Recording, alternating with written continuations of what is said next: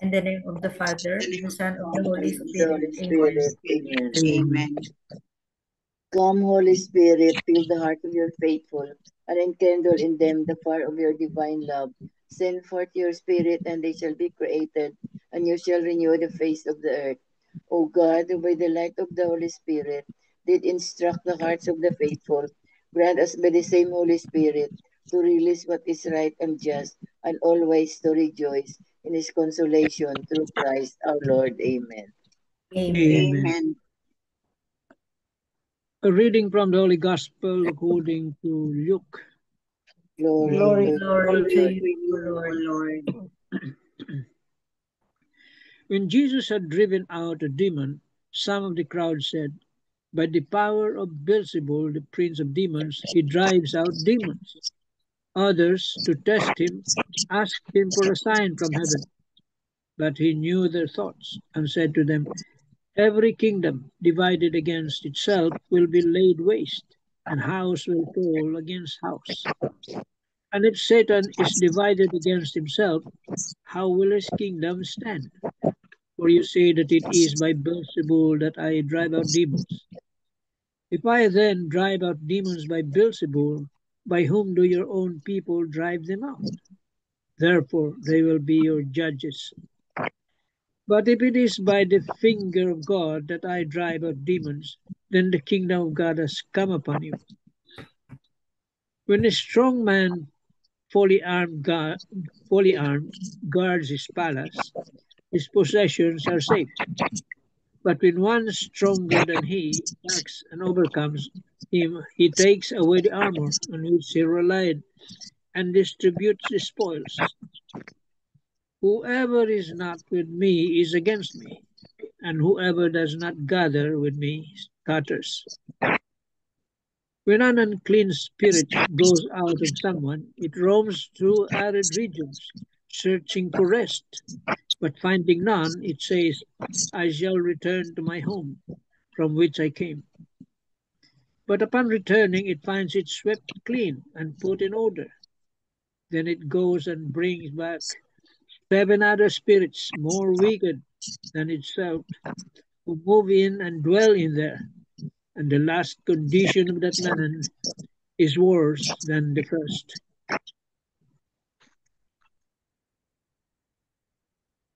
The Gospel of the Lord. Praise Praise to to you, you, O Lord Lord Jesus Jesus Christ. Christ. The 3 pointers for today's gospel. Number 1, Christ performed many miracles to prove that the kingdom of God has already come. Yet, his enemies tried to slander him by accusing him of having the power of the devils to cast out devils. Number 2, do we have the humility to face the truth of our faults and sinfulness that are obstructing others from believing and living more fully in God's kingdom? Number 3, Jesus also asserted that we are either for him or against him. As believers, we have to ask ourselves, how sincere are we in living and witnessing to God's kingdom? Amen. Amen. Amen. Amen. Thank Okay. you very much, Sister Sam. Let me just read this reflection of, does Jesus deserve the accusation that he is a demon? Has he done any demonic actions to earn such an accusation? No, Jesus doesn't deserve the accusation, and he surely has not done anything contrary to his mission. Not at all. The crowd's accusation sprang from the deceit and envy that had taken root in their hearts. And who planted that deceit and envy? It was Beelzebub, the prince of demons himself. In truth, it was not Jesus who was influenced by the devil, but the accusers themselves, whose hearts were already darkened by evil. This is a strong reminder for us to guard our own hearts. We must be vigilant not to allow deceit, envy, pride, or any other negative emotions to take root within us, for these are the very seeds sown by the enemy. Instead of letting darkness linger, we should fill our hearts and minds with godly thoughts. We must deliberately choose to walk with Jesus because this is always the right and life-giving path. If we are not for Jesus, then we are against him. There is no middle ground.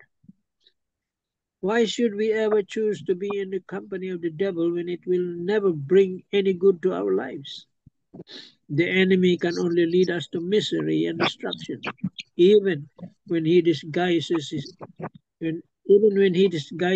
evil schemes with the many attractive and glittering things of this world.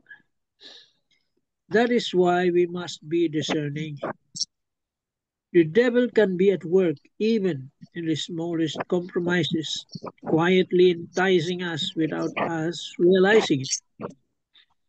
How can we discern his deception? By drawing closer to Jesus, staying rooted in his word, and never walking away from his loving presence.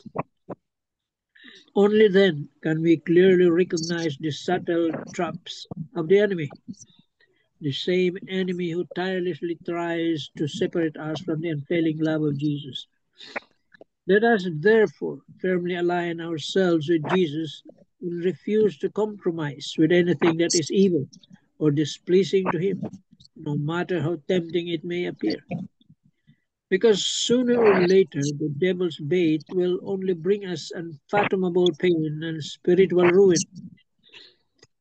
May we always choose Jesus above all else. May we keep our hearts anchored in his love and our lives grounded in his truth.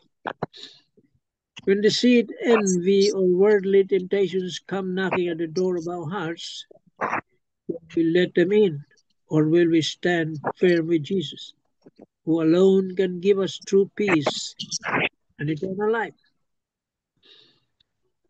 Amen. Amen. Medyo mahaba yung reflection niya. Huh? So it says here now, it is the envy of the people. Right. They just can't accept Jesus. Kaya they are planning everything to discredit him.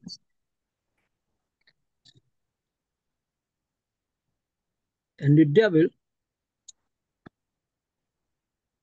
is, you remember the gospel in Jesus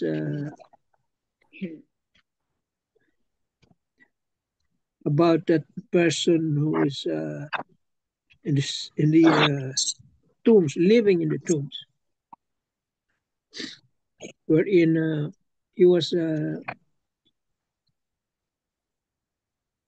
yung inaalihan siya ng marami, legion. Yeah. And Jesus was able to cure him. No? And the legions came out. Maghahanap yan ng masasapian. Kasi kung hindi, he will just roam around. See? Inakita yung baboy, yung mga pigs na ang dami. Doon sila pumasok. Humingi sila ng permit kay Jesus na doon na lang kami pupunta.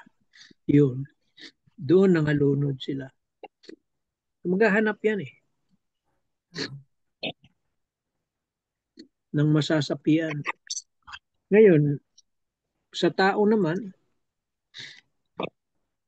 if you are, sabi nga nila, if you are a habitual sinner, mag-confess ka, mamaya-maya, yun pa rin ang kasalanan. Lalo na malalaking kasalanan, may pagchichismis. That is mabigat na offense yan, chismis. Kaya, pag hindi mo tinigilan yan, okay, confess ka, lalayo. Papatawad ka, lalayo. Go away. Pero, magdadala yan. Pag inulit mo, magdadala uli yan ng maraming kasama. Yun ang sinasabi dito. He will bring it many other demons. Aalihan niya uli yung tao na yun. Kaya, yung mga habitual sins, especially yung mga mortal sins, yun ang iwasan natin. Yung mga binyal, mga hindi natin maiwasan eh. No? Tao lang eh. No? Marupok ang tao. Meron pa rin. Mga santo nga eh. Kakasala pa, sabi nga, 7 times a day. Minimum, tayo, maka 50 times a day or more. Yan ang ibig sabihin yan. So let us be careful in committing this serious sins. Ang panlaban dyan, dasal and reading the scriptures like what we are doing. Yan ang panlaban dyan. Make yourself busy. Not chismising, but praying. Yan. Amen tayo dyan. Amen. Very true, Tito Mans. So, yeah. Kasi if there is a space, no, a space in you na there's nothing, that's the target of the evil one. That's the target. Kasi nga empty ang space, empty. So it is up for us to pray or to fill up the space, no, in us with the Holy Spirit through prayers, good deeds, humility, forgiveness, mercy, lahat na graces and blessings. Sacraments. Yeah, sacraments. Mga sacraments, oo. Kasi kung to fill up yourself, no, fill up your heart with those things, no, with the Holy Spirit through prayers. Because if it's empty, diyan susuhot ang evil one. And it's so easy, no? It's easy for them, no, to convince, not really convince us, to be with us, no, and then we can commit many times sins, no, many times, kahit na venial na iyan, no. For example, yung mga sabi mo, Tito Manny, mga chismis, mga pride, mga jealousy, white lies. Yeah, telling a lie. Kasi yun ang na yan habitual na natin. We are just sinners. We are just sinners. It's so easy to commit yun. Especially mga pride, mga chismis, mga akala natin is regular lang yan. Kasi kasi ganyan naman part of life. No. It's not part of life. Yun ang bantayan natin, no. We have to guard ourselves, no. We have to guard it against all those negative things, especially those that we can commit many times a day sometimes without even knowing, because they become habitual. Yun. So if you don't pray, we don't read scriptures, no, magiging empty ang part of the heart natin, diyan titirahin tayo diyan. And true enough, no, Tito Mans, no, na it will come back and mag-invite pa yan ng mga kasama. Yeah. So you become more sinful than before. Yun, we become more sinful than before. So let's just be careful, no? Pray for discernment and guard yourself. Guard your mouth. Guard yourself.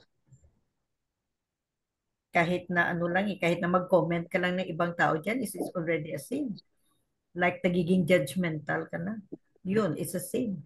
Pero akala natin part of our daily life na, kumbaga, part of our daily life, but it's part of our daily life, but it's a sin. Yun. It's a venial sin. But it becomes habitual. Once it becomes habitual, yun, it's so hard to get rid of those habitual sins. Maliliit nga lang, pero becomes a habit. Magiging malaki yan. Amen. Amen. Tita Sal? I'd like to share the excerpts of the reflection of Father Jack. Every time we allow division, hypocrisy, or duplicity to take root within us, our inner kingdom begins to crumble.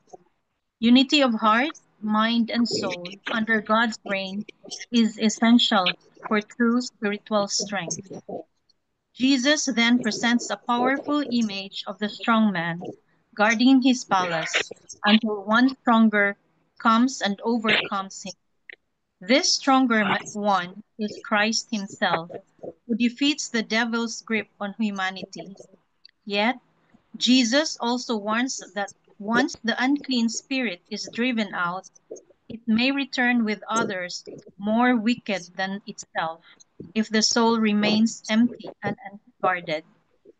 This means that conversion is not a one-time event, but a continuous battle. The heart, once freed, must not remain vacant. It must be filled with grace, prayer, and the presence of God. Otherwise, spiritual emptiness becomes an open door for evil's return. Our faith demands allegiance. We cannot serve two masters nor live with divided loyalties. Each day, we must renew our choice for Christ, allowing Him to dwell within us as the stronger one who defends the house of our soul. The victory over evil is not just about casting out darkness, but about letting the light of Christ stay and reign within. A cleansed heart must become a consecrated heart, filled, not just emptied. Amen. Amen. So, gaya ng sabi ni Tito Manny at ni Tita MJ, we have to guard ourselves. The moment we empty ourselves from sins, like going to confession, we have to guard because there are times that katatapos lang natin mag-confession, tapos may nakita tayong iba, parang naging judgmental na tayo kaagad na without our knowing, sabi nga ni Tita MJ na it's a sin. It's still a sin. Kahit na binyag, still it's a sin. And we have to guard ourselves against these sins because sabi nga ni Tito Manny, babalik yan. Babalik yan magsasama na ng stronger negative vibes. So, we just have to continuously pray for the Holy Spirit to guide us and to help us in our dealings with others. Amen. Amen. Amen. Very, very true. Oh, very true. So, it's a spiritual warfare. It's ongoing. Yes. If we have our guardian angel every moment in our life, no, we have the other side, the other side, dark side, now also with us and really trying to separate us from God by committing a sin. No matter how small, it's still a sin. No matter how small, it is still a sin. So, kahit Tito na, Manny, may kahit, tanong ako. Ay, okay, Jun. hindi, kahit Tito na sabi Manny, ko may white tanong lies. ako. Sige, Oh, okay, go ahead. Sige. Halimbawa, nag-confess ako. Nagsabi ko ng akin mga example, mga kasalanan, whatever, no?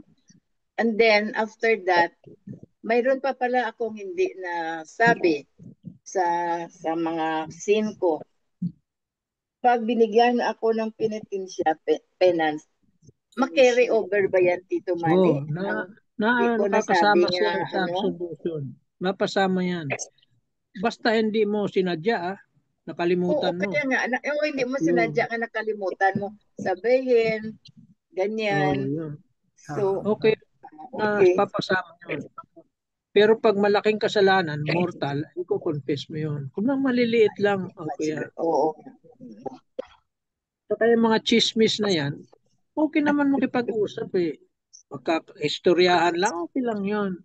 But once may sinama ng pangatlong tao, the third person, at meron kang nasabing masama sa kanya or something na slanderous, yun, masama yun. Yun ang chismis. Kung nag-uusap lang kayo, istorya-istorya lang, buhay-buhay, walang problema. Pero once meron kang nasiraan na tao, mahirap yan sa chismis. Talaga Gawa yan. ng, yung siniraan mo ng, pinagsalitaan mo ng, nasiraan ng reputation, lalapitan mo yun. Kaya conditional yan, ha. Lalapitan mo yun. Mari, pasensya na kayo na medyo nakuha kayo, gano'n. Yan, lalapitan mo. You have to make restitution doon sa nasira mong reputation niya. Importante yun. Parang nakaw yun eh. Babalik mo yung ninakaw mo. Yan. Kaya bigat ang chismis. Kala nyo, simple lang. Pag oras nasiraan mo ng reputation, yung tao, well, kung istorya nyo, puro mga magagandang puri sa tao na yun, okay yun. Pero once nanira ka ng reputation, dyan na. Yan napapasok yung masamang chismis. At saka venial sins, no? Pag yung venial sins na naipon yan, dumami, pwedeng mauwi yan sa mas malaking kasalanan. Kaya kinukonfess natin yan monthly or twice a month or every 3 months. Mas galing pag often, no? At saka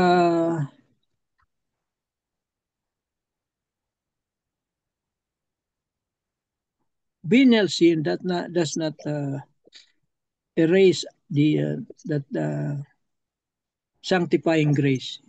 Venial sin, hindi niya nabubura yung sanctifying grace sa soul ng tao. Only mortal sin, which separates us from God. Cut off na. Yung venial sin, no. Kuan lang yan. Hihina ka lang dyan. Kaya pag maraming venial sin, mahina ka na eh. Madali ka ng pasukan ng demonyo niyan. Kaya nandyan yung anghel. Ang demonyo hindi natutulog yan. Hindi napupuyat yan.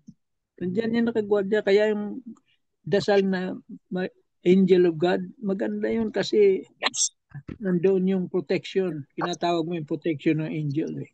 See? Yan. Amen tayo dyan.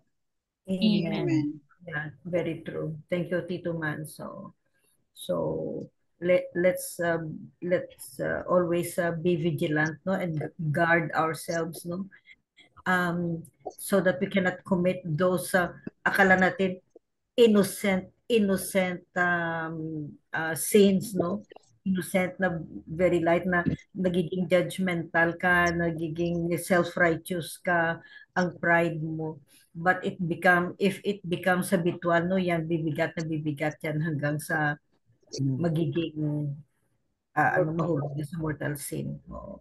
And then let's be vigilant also, no, na discernment, no, we always pray for discernment, and so that we will always guide or guard what we say. Yun. Kasi nga, words could kill, yun ang sabi. Akala natin tulo chismis lang, but words could kill. Na yan. Oo. So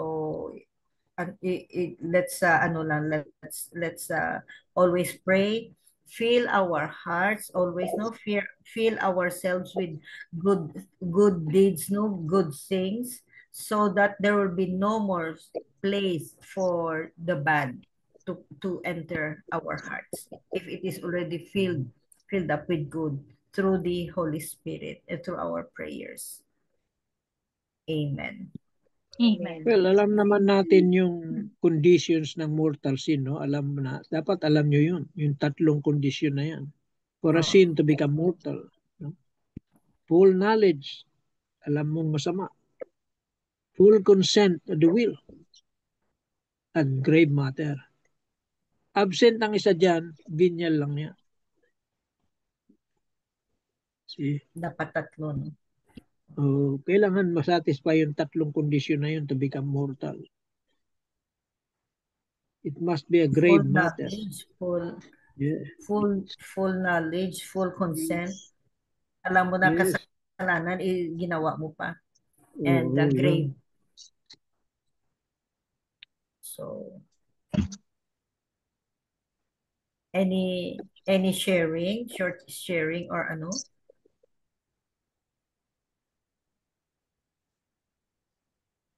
Ako, tita, itanong ko lang, no, kung minsan, galit ka sa isang tao ba? So, hindi mo maharap-harap ang galit sa kanya. Kasalanan ba yan na nagmumura ka sa kanya tapos hindi naman siya nakikinig? Pero alam mo, nakikinig si Lord sa taas. Parang minumura mo lang siya, pero hindi ka naman marinig. Hindi Baka mo, bingi. Balik, talking to self ka lang. so, kung minsan, magalit ka, sabi, bakit ganito ugali niya, di ba malaman na ganito. Tapos hindi mo man pwedeng puntahan, tapos ano mo ba, Confront. harap-harapan ka. Oo. Ang ginawa mo lang na magalit ka sa kanya, ano ka ng salita nga hindi maganda, na hindi niya man maririnig. Pero within yourself lang. Within yourself. Hindi mo sinasabi sa iba nga, ay, galit ako sa kanya. Ay, Hindi mo sa akin lang. sinasabi. So, Within yourself lang. kasalanan pa rin yung dito. Kasalanan mo Kasi siguro kasi meron- nagtanim ka ng galit. Yeah, may hatred ka, may Oo, may anger hatred ka. ka, no? Hindi maganda. Hindi niya man Anger narinig. management, oo. Oo. Pigilan mo yung anger Nagtatanim ka kasi ng galit. will lead you to bigger sin, yung anger na yan. Oo. Huwag mo nang murahin, Tita Flor, kasi masasayang lang kasi hindi naman siya nakikinig eh. Hindi nakikinig. Mm. Record mo na. Pero kung Pagdasal minsan, mo siya. Pagdasal mo siya, yun ang Dasal na lang. it's true, no? We're just human, no? Na ang sarap na talaga mumurahin mo na sana. Pero, I don't know, hindi niya naman marinig eh. Parang outlet lang siguro ba? Para lang outlet. So, and then, anger management. Anger management yan. Depende Pero siguro kung gusto anong mo purpose. ipalabas. Gusto mo ipalabas. Galit na galit ka eh. Within Yan, yourself. oo. So, Oo. Oo, sa sarili mo lang. And then after that, you feel better. Kasi nga, nailabas mo na. Oo. Pero just make sure, no, na it will not last long, no, ang galit mo. Oo. Kasi it becomes, you're upset and you are, yung hatred or anger, not really hatred, but anger. Oo. kung It will minsan, boil down kina-curse to- mo na. May curse na kung minsan. Kina-curse mo na. Yun. Kasalanan na yun. Oo. Yeah, of course na. Oo. Kasalanan na yun. Oo. It's just Love like of the cursing enemy. someone na kagaya ko. Nung time na bago pa lang kami naghiwalay ng husband ko, I was really cursing him. In my thoughts, kaya nga sabi 'di ba sa Apostles' Creed, in thoughts, words, and deeds. So, Oo. kasalanan pa rin yun. Oo. Mortal sin yun. Kasi it entails galit or hatred. And hatred is evil.